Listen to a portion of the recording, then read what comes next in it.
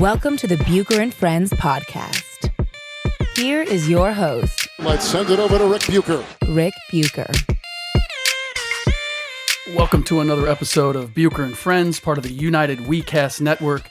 I'm Rick Bucher. You can read my stuff on Bleacher Report, and you can find me on Twitter at Rick Bucher. You can follow the show on Twitter and Instagram at Bucher Friends. As we've mentioned a couple times, the holidays have thrown us off schedule a little bit.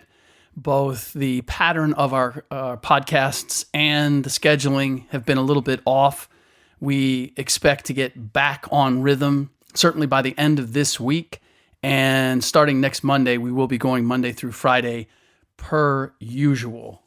But we're still a little bit off. So this is normally a day where I'm joined by Ryan Hollins, but I'm going to play catch up and do my usual Bucher and Friends Wednesday podcast. Normally, I have a guest of some kind. Last week I went the solo route, and there was enough there that, one, I didn't want to pin somebody down around the holidays, a player or coach, knowing that whatever free time they might have, they'd want to spend it with their family outside of their team duties. So decided to go solo again. First of all, last week there was a great response to it, and so hoping that maybe twice there's a charm. And there is something that I wanted to get into in particular, because living in the Bay Area for all but one of the last 29 years has allowed me to become intimately familiar with the Golden State Warriors fans and the many forms they've taken over that time. And I bring this up because I've sort of been waiting all season long for the light to go on or the bell to be rung. For Warriors fans not to continue with the, we're okay, everything's fine. It's just a little lethargy, a little apathy. We're okay. And I'm finally seeing it. I'm finally seeing and hearing legitimate concern being expressed by their faithful. Now, I use that term loosely in some cases because I was in line at a Peninsula coffee shop. Geography here is important because the Warriors right now are based in Oakland, which is considered the East Bay. The Peninsula is basically the area south of San Francisco. They're going to be going across the bay, across the water to their new home. And for me, a lot of the new fan base, if you will, is from the Peninsula and the city. Their success of late has expanded them geographically. Anyway, I was in line at this Peninsula coffee shop, and a woman in front of me noticed the man behind her, between the two of us, wearing a Warrior shirt. She said to him, they haven't been doing so well lately. We didn't even bother to watch last night. And that, by the way, defines a bandwagon fan and captures, secondly, the risk that owner Joe Lacob is taking in moving the team to San Francisco and putting a massive markup on tickets. It's also a natural function of their incredible success over the last 4 years. They have cultivated a fan base that has been attracted not by the game, not by the players necessarily, the stardom of Draymond Green or Klay Thompson or Steph Curry or Kevin Durant. It's the team's success. When a team wins and wins in the fashion that the Warriors do, a lot of people want to be attached to that. And even diehard fans recalibrate their level of interest after a wild run of success. Let's face it. It takes time, money, and energy to ride the road to a championship, and Bay Area fans have been consumed by the Warriors for 4+ years. I've seen it. And Lacob doesn't have to look very far to see an example of what happens when a perennial championship contender falls off. It's been 4 years now since the San Francisco Giants won a World Series. They won 3 of them every other year. Their attendance, since that last one, has steadily plummeted, while their payroll has steadily risen, in part to retain the players who delivered those World Series trophies, like Buster Posey and Mad Bum, and in part to chase another one, to add the pieces to Buster and Madison in order to chase another ring. Expectation of their fans. And keep in mind, San Francisco is far more of a baseball town than a basketball one.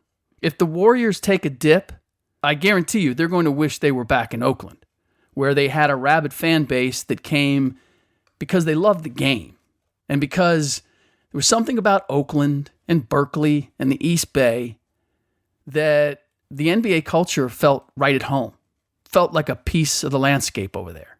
That's not the case on the peninsula.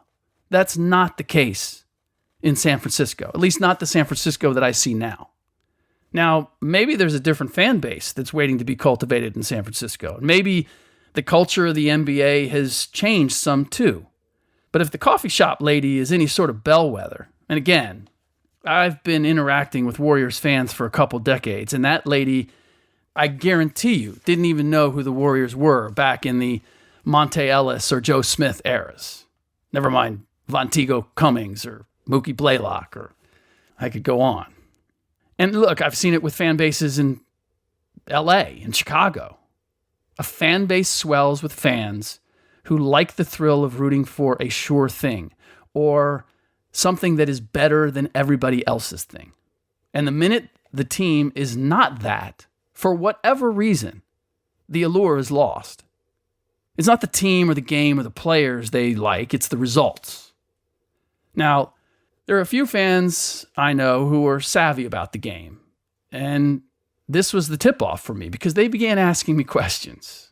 I'd be at my daughter's basketball game or my son's basketball game, and I'd sit down next to me and they'd say, "So, what do you think about Draymond and KD? Where's KD going?" Or DeMarcus Cousins, what do you think he can do? These were questions. Or do you think this is just a malaise? Or which camp are you in? And as I told them, they're seeing what I forecast at the beginning of the year. Not something that's dawning on me. I expected it. Here's the heart of the matter. The Warriors are no longer a dominant team. As of right now, they are 25-13, second in the Western Conference. That is not the best record in the league. It's not the second best record in the league. It puts them in the mix. They're the top 5 or 6 teams. When it comes to offensive efficiency, they're still number 1, as they were last year. Defensive efficiency, they're 12th. And for a point of comparison, they were 8th last year. They finished 8th last year. The teams that finished 12th last year, 3-way tie. The Lakers, the Pacers, and the Pelicans. We looked at those teams. We didn't in any way, shape, or form consider them title contenders. If you look at the teams that were above them defensively and above 12 for sure, in the top 6, 7, 8, which would include Houston, include Utah, Boston, they were all playoff teams, and they were all teams that went deep into the playoffs. Warriors were on the fringe of that. And lest anybody forget, and we'll get to this in a second, they nearly didn't make it to the finals. That shouldn't be forgotten. It's not as if this is a brand new development. Now, as I said, a few of these fans have been approaching me about what's going on. And as I said, what's going on is what I kind of expected. It's not a surprise, and it's not a criticism. It's just reality. When various odds makers set the over-under line for wins in the season for the Warriors at the beginning of the year, between 63 and 63.5, I thought, said, and wrote that it was an easy play to take the under. That projection had them winning 8 more games than anybody else. Last I checked, they're on pace to win 54 games, which is that seems about right. I don't expect that to go up or down. 54, 55 wins, wherever that leaves them, that seems about right for this team. Now, here's the thing. It's not wins and losses that are really the issue. It's the way they're losing games. In crunch time, with sloppy execution, against better teams. Look, they went through a malaise last year. I'll give you that last year was a legitimate lethargy, apathy. We're just saving ourselves until the end of the year. But every once in a while, they would step up and they'd show you who they could be.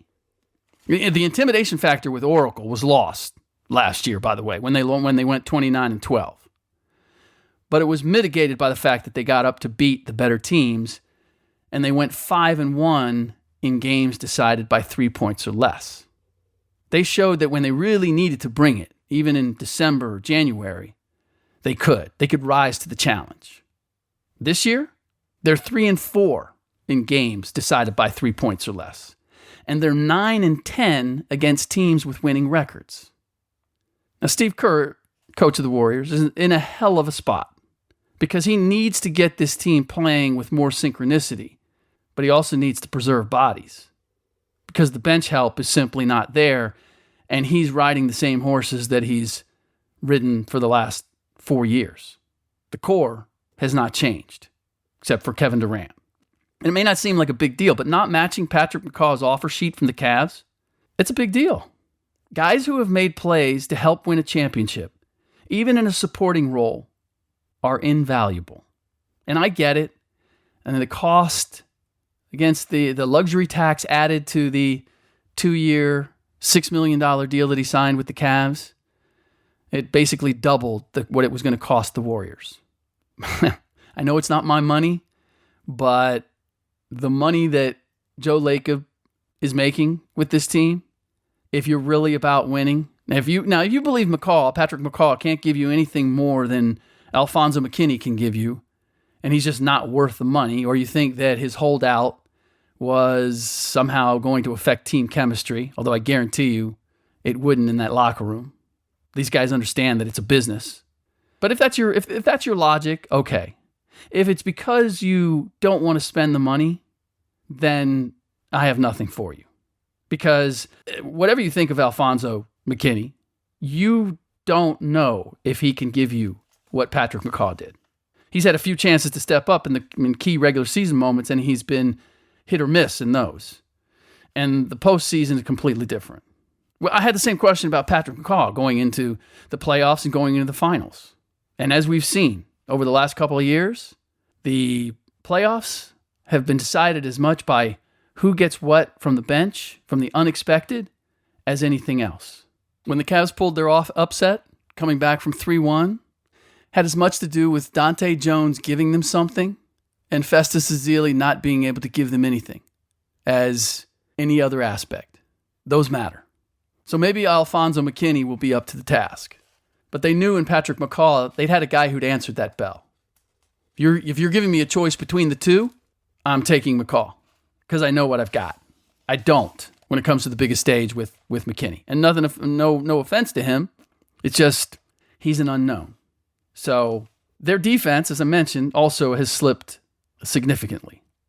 And the biggest reason is Draymond Green isn't the same. All those who have discounted Draymond's importance are now seeing what he provides or provided by its absence. He could shut down just about any scorer at the end of a game for a possession or two when it mattered most. Not this year. I've seen any number of guys go by him. He's switched on him or he's taken him. Can't get it done. That guy doesn't always score, but he beats Draymond enough that help has to come, and that opens it up for somebody else. That's on the defensive end. Offensively, he could also make plays when needed at crunch time. He's made a few this year, but he's not nearly the threat, especially to finish at the rim if the defense stays home on Clay and Steph. That was the thing. If you stayed home, he'd drive by, he'd finish. Get to the free throw line, throw down a dunk. It was pick your poison. Now, half the time he goes, he's not even looking to finish. And as an aside, that's one reason Clay is having an off year. With Draymond struggling, more of the offense is running through Kevin Durant. And he's neither the passer nor the willing passer that Draymond is. That's not a criticism, it's just a reality. Now, back to the savvier basketball fans who have approached me. What really caught their attention was the Christmas Day loss at home to the Lakers. If there was ever a time and a place to make a statement that despite all the troubling signs, all is well, that was it. And the Warriors couldn't. Now, these are also the fans who aren't buying DeMarcus Cousins as some sort of savior. They saw the video of him going one-on-one with Kevin Durant, And they weren't blown away by him jumping off his right foot and dunking, as if Kevin Durant was really trying to defend him, or as if string bean Kevin Durant should be expected to hold DeMarcus Cousins off in the post with no referee. They recognized a guy clearly favoring a surgically repaired Achilles on his left leg. And they're smart enough not to buy the nonsensical notion that Cousins will give the Warriors something they've never had, as if they've been looking for a post-up center. Have you guys been watching the game? The Warriors haven't played with a dominating center by choice for the last few years, because they're better as an up-and-down team that can switch everything defensively. That's an advantage for them. You play a Steven Adams type, you have to play slower. And you have to play through that post. Warriors don't want to do that. You do that, closes down the driving lanes and the cutting lanes. Besides, that's at the offensive end. In a game, imagine a playoff game, just for a minute. Steph Curry and DeMarcus Cousins are on the floor together, defending the pick and roll against Clint Capella and James Harden, let's say. Yeah, exactly. That's misery. And by the way, where did we get the idea that Cousins is some sort of passing savant? He has a career negative assist-to-turnover ratio, and I know turnovers come in a multitude of ways, not just bad passes. He's a very good ball handler for a big man, and he's not a bad passer, but his last year in New Orleans was the first time he was in the black when it came to assists versus turnovers, and that was barely. So don't in any way compare him to Andrew Bogut or Draymond Green in that category. The idea that they're going to play through DeMarcus and somehow that's going to open things up. Now, the one thing he will provide are big-bodied screens, and that's something that the Warriors have been missing. Andrew Bogut was great at it. Zaza Pachulia was serviceable at it. And that could be a valuable piece added to the puzzle. But it does nothing to resolve the defensive issues, and I suspect it's a lot more than they'll be adding another all-star to their lineup, song and dance. By the way, they're not adding another all-star. They're not having 5 all-stars out there. Neither Clay nor Draymond right now are playing anywhere near all-star levels. And whether DeMarcus will play at an all-star level upon his return is highly debatable. Now, I share all this largely because it bothers me that fans in general, and some Warriors fans in particular, act as if the team is some sort of impregnable Death Star that is destined to win titles for the foreseeable future. Because what it does is it undervalues what they've accomplished. It shorts how amazing what they've done and some of the things that they've had to overcome to do it. It doesn't give it nearly enough credence, and there's not enough appreciation. It's not easy. Maybe they've made it look easy at times. It's not easy. Just because they swept the Cavs in the finals doesn't mean they're better than ever. It means they played a rather pedestrian Cavs team that found its way to the finals through the most fortuitous lineup of Eastern Conference opponents they could have asked for. The basketball gods smiled upon the Warriors by taking Chris Paul out and bringing Andre Iguodala back just in the nick of time in Game 7 of the conference finals. Just as they smiled upon them down 3-1 to the Thunder 2 years earlier, again in the conference finals. Their comebacks in the conference finals add to their legend, but don't get it twisted. Truly dominant teams don't find themselves in those situations.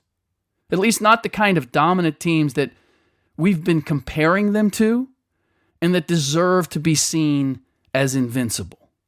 You go back and check how many times the 6-time Chicago Bulls, champion Chicago Bulls, found themselves down 3-1 in a series.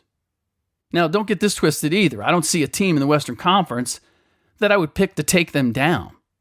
That's my point. There is no favorite right now. And could the Warriors come out of this and find their ways back to the finals? And who knows who they face coming from the Eastern Conference. It's wide, wide open.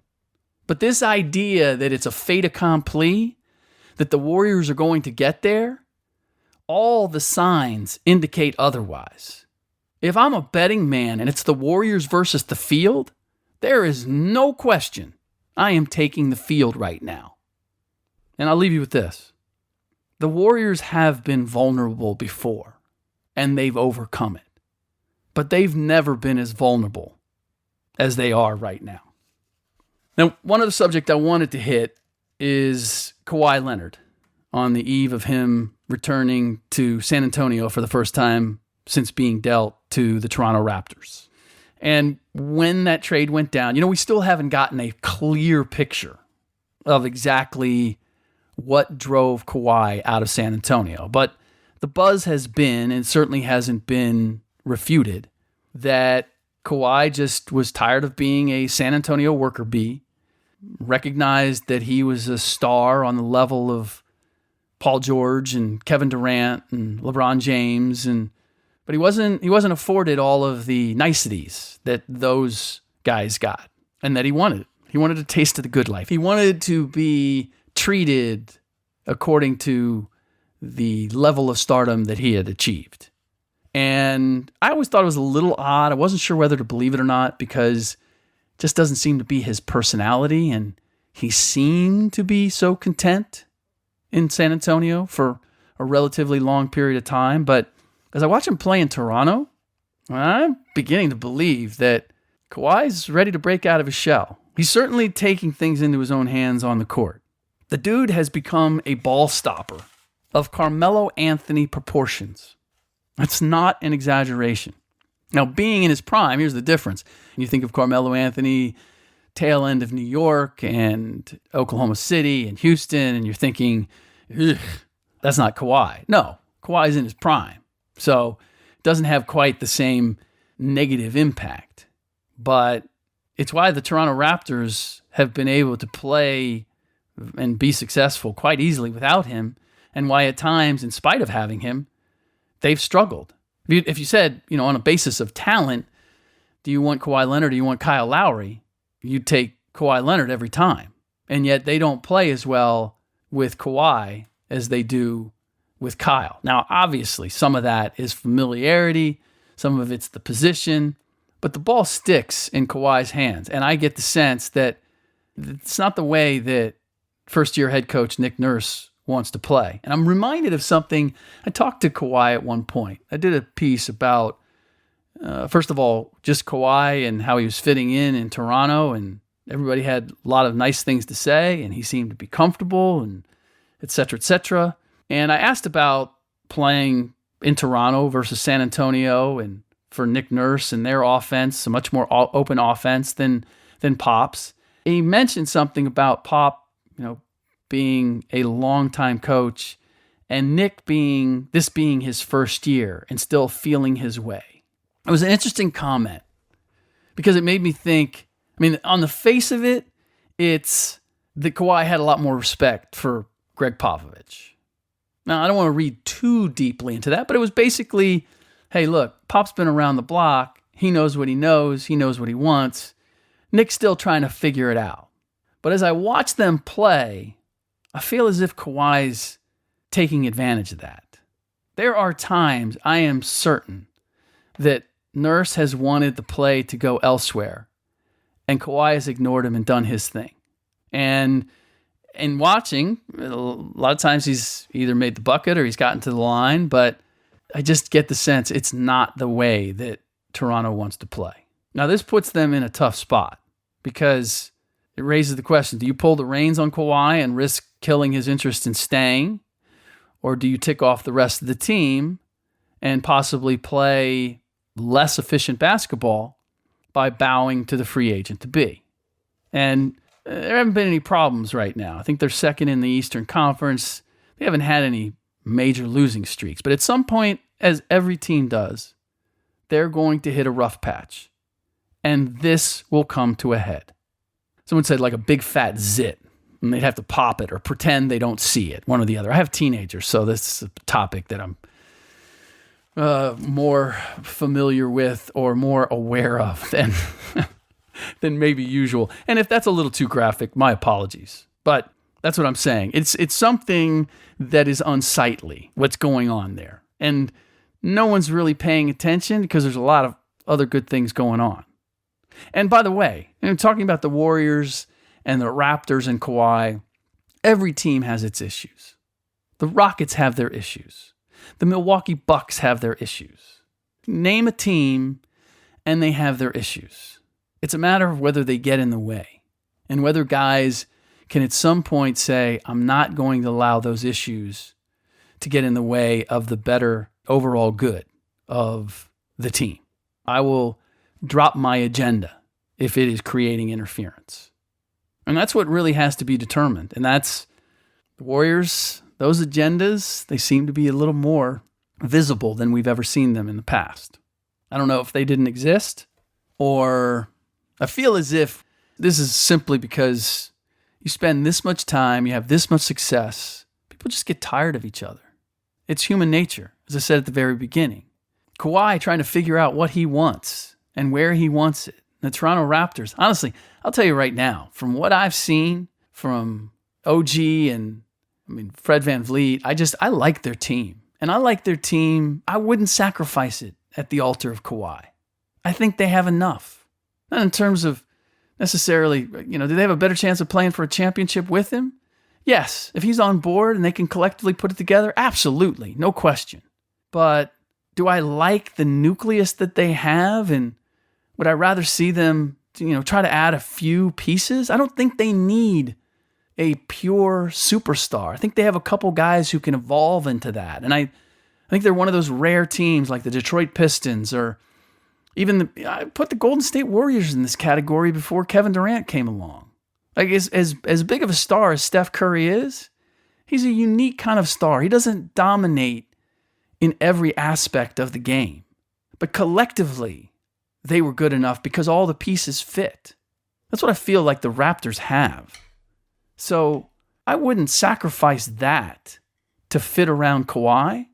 I'd be asking him to fit around the Raptors and what they have. And at the end of the day, you have success as a result of that. That's your biggest selling point.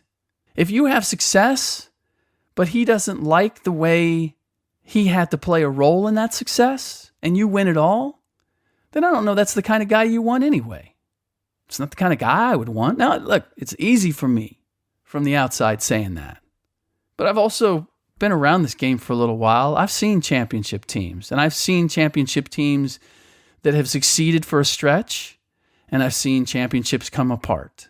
And I'm not the first to point this out. I think Pat Riley or Chuck Daly, the disease of me, it happens. And again, it's kind of natural. Now, all of this comes with Kawhi about to return to San Antonio. And this could or should be a bonding experience for the Raptors. So it'll be interesting to see how both he and they react to what I'm expecting will be a hostile environment. All right. So, by the way, if that whole zit thing was too graphic, let us know at Bucher Friends, along with anything else that you'd like to share with us. Questions you may have for Ryan Hollins or Will Blackman or myself. We are open to answering them in the podcast. In the meantime, thanks for listening, and thanks for staying with us as our scheduling has been a little bit off. We will get back into the normal routine. I'll be back tomorrow with Ryan Hollins in tow to see how he thinks Toronto should handle Kawhi and who he considers the biggest threat to the Warriors in the Western Conference. We'll also, of course, get to all of our picks against the spread and the over-under for all of the Friday night games. We do that on behalf of sportsbetcollective.com. In the meantime, thanks for listening. Wherever you are, morning or evening, have a great one. Ryan and I will talk to you tomorrow.